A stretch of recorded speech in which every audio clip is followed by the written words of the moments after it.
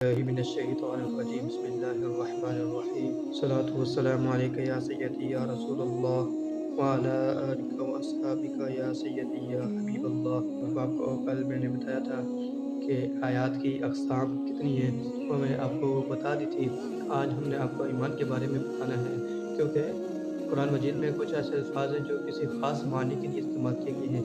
اگر ان معنی کی جگہ اور معنی استعمال کیا جائے تو وہ معنی بدل جاتا ہے، تو اس وجہ سے کچھ اصطلاحات ہیں قرآن مجید کی، ان کو جاننا ضروری ہے۔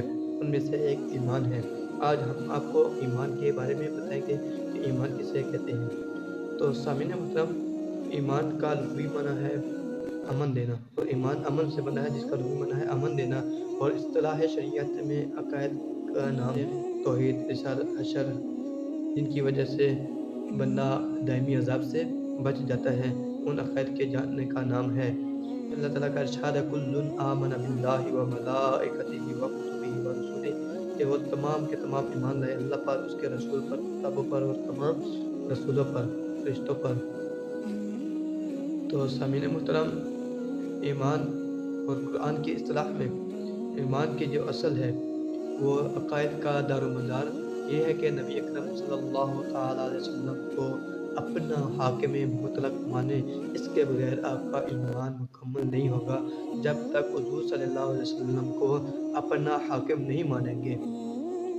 اللہ تعالیٰ کا ارشاد ہے فَلَا وَرَبِّكَ لَا يُؤْمِنُونَ حَتَّىٰ يُحَكِّمُوكَ، اور آپ کے رب کی قسم وہ ایمان والے نہیں ہیں یہاں تک کہ وہ آپ کو اپنا حاکم مانے۔ تو اس سے پتہ چلتا ہے کہ جب تک حضور صلی اللہ علیہ وسلم کو سچے دل سے نہ مانا جائے اس وقت تک ایمان ہمارا مکمل نہیں ہوتا، کیونکہ حضور صلی اللہ علیہ وسلم کا ادب و احترام بہت زیادہ ضروری ہے، کیونکہ مومن کا جان و مال حضور صلی اللہ علیہ وسلم کے ملک ہیں، ان کی ملکیت ہے۔ النبی اولیٰ بالمؤمنین من انفسہم، نبی مومنوں کی جانوں سے بھی زیادہ قریب ہے۔ پتہ چلتا ہے کہ ایمان صرف حشر و نشر، توحید، رسالت کو ماننے کا نام نہیں ہے، بلکہ حضور علیہ السلام کو ماننے کا نام ایمان ہے۔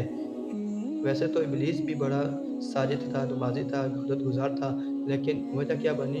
نبی حضرت آدم علیہ السلام کی عظمت کا قائل نہ تھا، اس وجہ سے وہ دھتکارا گیا، گمراہ ہوا۔ آدم علیہ السلام کا اس نے ادب نہیں کیا، اس وجہ سے وہ دھتکارا گیا، تو اللہ تعالیٰ نے اس سے کہا وَكَانَ مِنَ الْكَافِرِينَ، اور یہ کافر میں سے ہے۔ صرف ایمان لانا ہی ضروری نہیں ہے، بلکہ حضور صلی اللہ علیہ وسلم کو سچے دل سے ماننا ضروری ہے، جیسے کہ ارشاد باری تعالیٰ ہے وَمِنَ النَّاسِ مَن يَقُولُ آمَنَّا بِاللَّهِ وَالْيَوْمِ الْآخِرِ وَمَا هُم بِمُؤْمِنِينَ، اور یہ جو آیت ہے یہ منافقین کے بارے میں نازل ہوئی، کیونکہ وہ تو کہتے تھے نا، کچھ لوگ کہتے تھے کہ ہم ایمان لائے اللہ پر اور آخرت کے دن پر، لیکن اللہ تعالیٰ نے انہیں فرما دیا وَمَا هُم بِمُؤْمِنِينَ، حالانکہ وہ ایمان والے نہیں۔ جگہ اللہ تعالیٰ نے ارشاد فرمایا اِذَا جَاءَكَ الْمُنَافِقُونَ قَالُوا نَشْهَدُ إِنَّكَ لَرَسُولُ اللَّهِ، جب آپ کے پاس منافقین آئے نا تو وہ کہنے لگے کہ ہم گوئے دیتے کہ بے شک آپ اللہ تعالیٰ کے رسول ہیں۔ وَاللَّهُ يَعْلَمُ إِنَّكَ لَرَسُولُ، بے شک اللہ تعالیٰ جانتا ہے کہ آپ ان کے رسول ہیں۔ وَاللَّهُ يَشْهَدُ إِنَّ الْمُنَافِقِينَ لَكَاذِبُونَ، اور اللہ تعالیٰ گوئے دیتا ہے کہ بے شک جو منافقین ہیں وہ جھوٹے ہیں۔ یہ پتہ چلتا ہے کہ صرف زبان سے کہہ دینا لازمی نہیں ہے، بلکہ دل سے بھی کہنا ضروری ہے، کیونکہ زبان سے کہتے وہ تو منافقین بھی کہتے تھے، لیکن دل سے وہ حضور علیہ السلام کو نہیں مانتے تھے، وہ حضور صلی اللہ علیہ وسلم کی بے ادبی بھی بہت کرتے تھے۔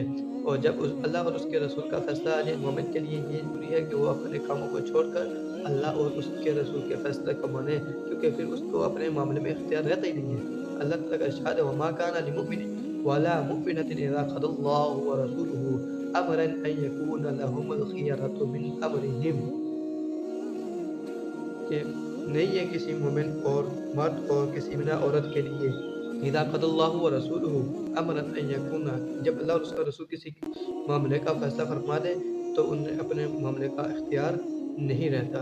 یہ جو آیت ہے نا، یہ حضرت زینب رضی اللہ تعالی عنہ کے بارے میں نازل ہوئی، جب ان کو نکاح کے بارے میں حضرت زید رضی اللہ تعالیٰ عنہ کے نکاح کے بارے میں بتایا گیا تھا تو انہوں نے انکار کیا تھا، انہوں نے نکاح کا انکار کر دیا تھا، تو اللہ تعالیٰ کے حکم سے پھر ان کا نکاح ہوا۔ تو یہ پھر آیت نازل ہوئی کہ جب اللہ کا حکم آئے تو پھر آپ نے اپنا سر تسلیم خم کر دینا ہے۔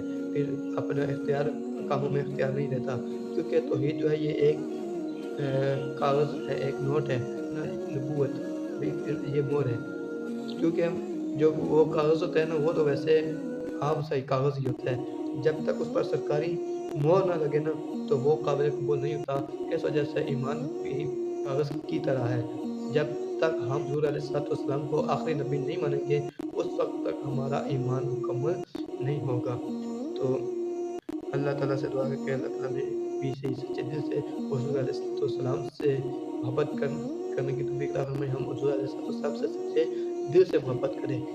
व आखिर दावाना अनिल हम्दुलिल्लाहि रब्बिल आलमीन।